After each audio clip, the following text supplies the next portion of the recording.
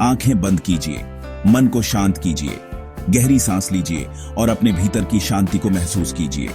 ये शांति आपके मन को एक स्थिर सरोवर की तरह बना देती है, जहां कोई हलचल नहीं होती, केवल शांति और स्थिरता होती है।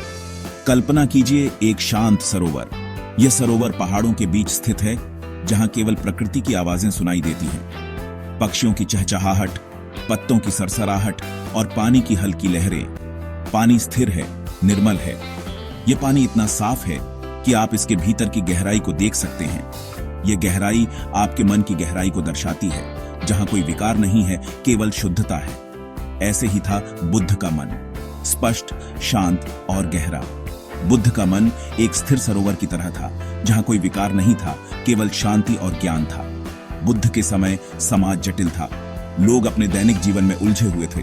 बाजारों में भीड़ थी, लोग अपने कामों में व्यस्त थे और जीवन की जटिलताओं में फंसे हुए थे। अमीरी गरीबी का भेद गहरा था। समाज में धनी और गरीब के बीच एक बड़ी खाई थी। धनी लोग अपने ऐश्वर्य में मग्न थे, जबकि गरीब लोग अपनी दैनिक जरूरतों के लिए संघर्ष कर रहे थे। धर्म कर्मकांडों में उलझा था। लोग धार्मिक अनुष्ठानों और कर्मकांडों में उलझे हुए थे, लेकिन उन्हें सच्ची शांति और मुक्ति का मार्ग नहीं मिल रहा था। वे केवल बाहरी आडंबरों में फंसे हुए थे। लोग जीवन के दुखों से भयभीत थे। वे अपने दुखों और कष्टों से मुक्ति पाने के लिए संघर्ष कर रहे थे, लेकिन उन्हें कोई स्थायी समाधान नहीं मिल रहा था।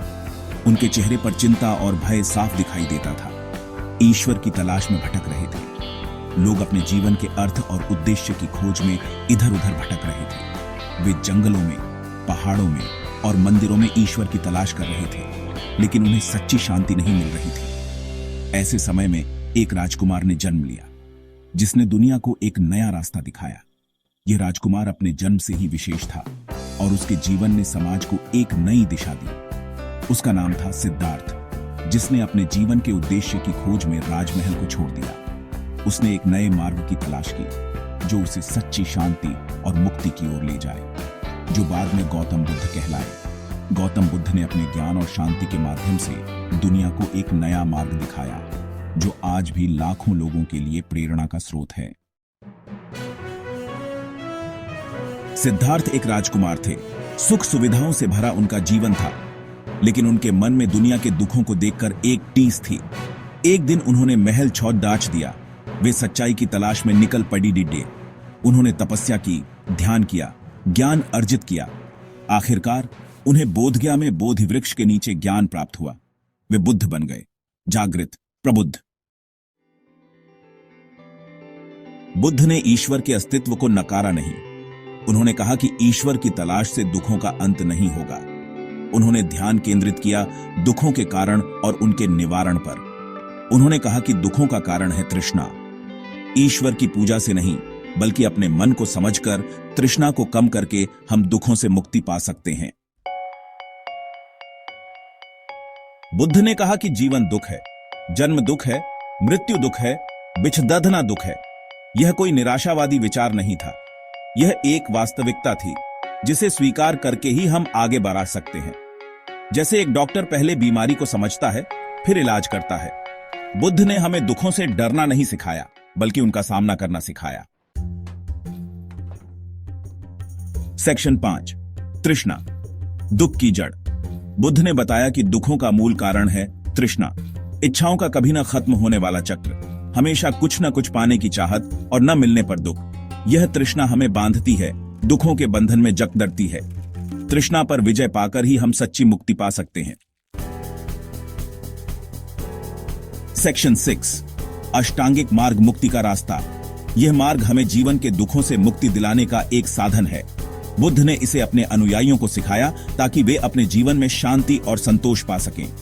बुद्ध ने दुखों से मुक्ति के लिए अष्टांगिक मार्ग बताया। यह मार्ग हमें सही दिशा में चलने का मार्गदर्शन करता है। यह हमें सिखाता है कि कैसे हम अपने विचारों, शब्दों और कर्मों को शुद्ध कर सकते हैं। यह मार्ग 8 बिंदुओं पर आधारित है। सम्यक दृष्टि, जो हमें सच्चाई को देखने और समझने की क्षमता देती है। यह हमें भ्रम और अज्ञानता से मुक्त करता है। सम्यक संकल्प, जो हमें सही दिशा में चलने का संकल्प दिलाता है। सम्यक वाणी, जो हमें सही और सच्चे शब्दों का प्रयोग करने की प्रेरणा देती है।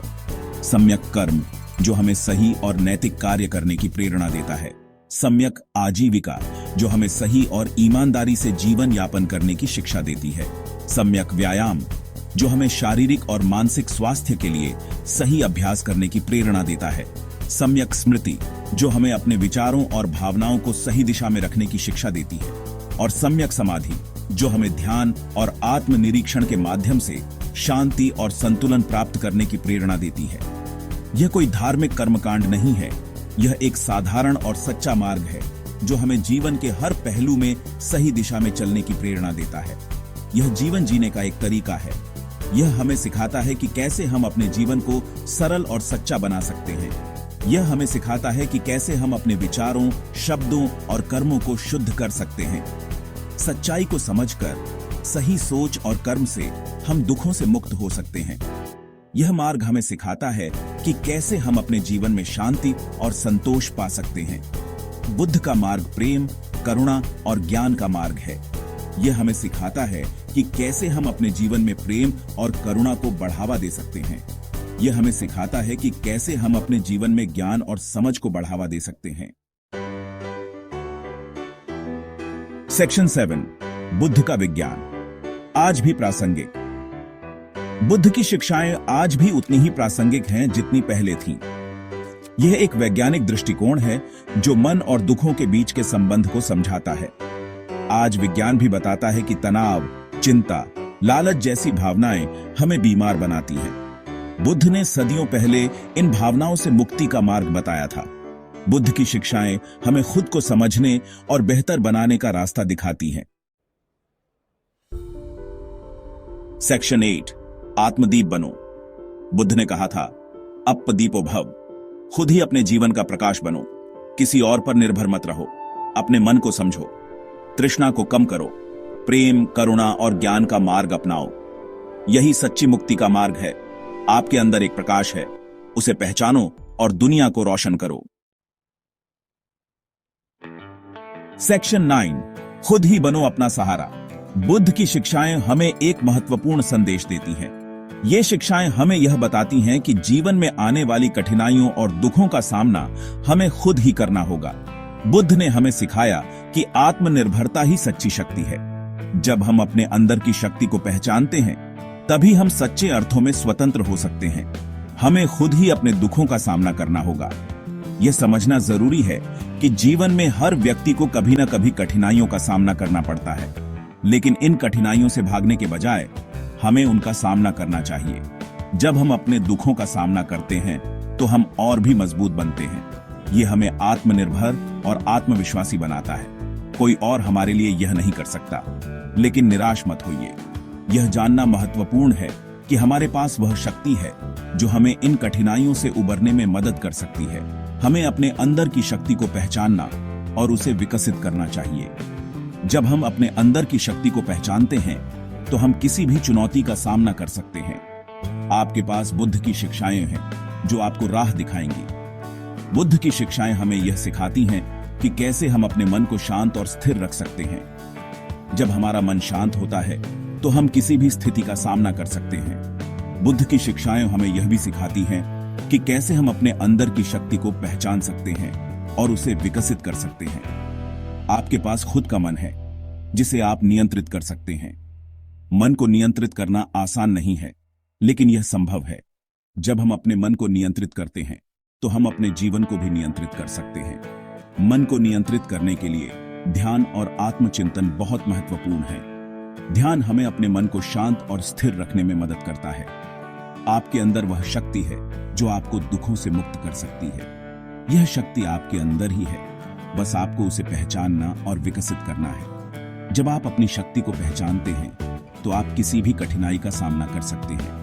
यह शक्ति आपको आत्मनिर्भर और आत्मविश्वासी बनाती है। उस शक्ति को पहचानो और जीवन को खुशियों से भर दो। जब आप अपनी शक्ति को पहचानते हैं तो आप अपने जीवन को खुशियों से भर सकते हैं। यह शक्ति आपको हर स्थिति में खुश और संतुष्ट रहने में मदद करती है। इसलिए खुद ही बनो अपना सहारा और अपने जीवन को खुशियों से भर दो।